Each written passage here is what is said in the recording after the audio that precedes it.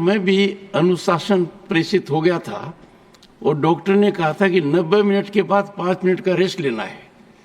तो आपका स्टेमिना तो चल रहा है, पर मैं मान्यवर मेडिकल अनुशासन दिखाकर वापस आ गया। मान्यवर, आपकी और मेरी आयु में भी बड़ा अंतर है। काफी अंतर है, बल्कि 2 जनरेशन है। मान्यवर, एक वाइब्रेंट विलेज प्रोग्राम का भी मैं बात करना चाहूंगा। हमारे बॉर्डर पर जो विलेज है, गांव है, कठिन भौगोलिक परिस्थिति में स्थित है। कहीं 48 डिग्री टेम्परेचर है, कहाँ -48 डिग्री टेम्परेचर है, कोई चोटियों पर है तो कोई रेगिस्तान में है, कोई वनों में है। एक गांवों से सुविधाओं के लिए पलायन हो रहा है, और जिस देश के बॉर्डर के गांव खाली हो जाते हैं, उस देश की बॉर्डर कभी सुरक्षित नहीं रह सकती। तो एक नए अप्रोच के साथ नरेंद्र मोदी सरकार ने हमारे गांवों को देखना शुरू किया।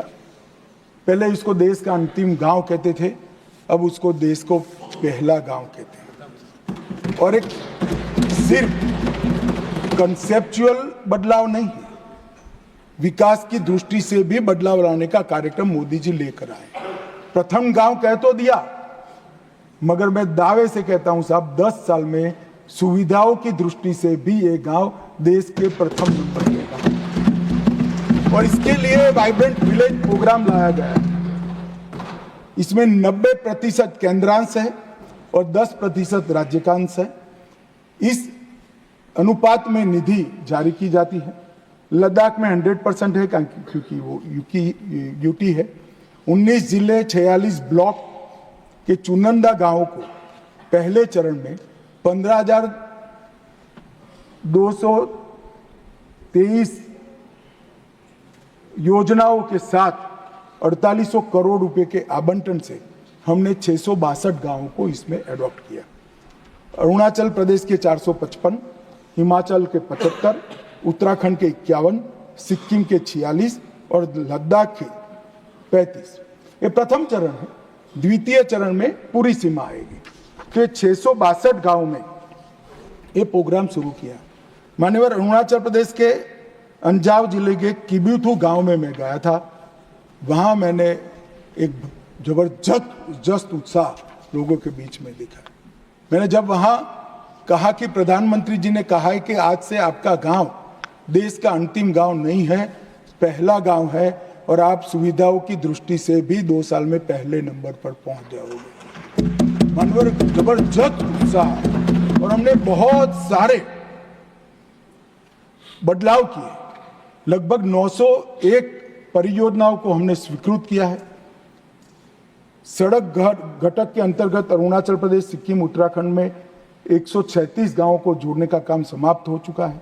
113 सड़कें, 8 LSB परियोजनाएं समाप्ति के कगार पर है, और इसके लिए 312 करोड़ रुपया खर्च हो चुका है। और अब अरुणाचल के 125 गांव सड़क से जुड़ चुके हैं, सिक्किम के 3, उत्तराखंड के 8, और 312 करोड़ रुपया कुल उसके लिए खर्च होता है। मान्यवर, सिर्फ योजना बनाकर नहीं, ये गांव, मैंने जैसा कहा, कठिनतम परिस्थिति में मेरे समेत 17 केंद्रीय मंत्रियों ने 8 जिलों के 17 वाइब्रेंट गांव में रात्रि निवास कर 48 घंटा और जमीन पर जाकर ये योजनाओं को कैसे लागू करना चाहिए, क्या हर्डल है, क्या बदलाव करना चाहिए, और फिर इसका एक नया स्वरूप यहां कर बना है। 17 केंद्रीय मंत्रालय के मंत्री, 92 IAS ऑफिसर और 256 राज्य के ऑफिसरों ने इस सभी गांवों में 48 घंटा निकाला है।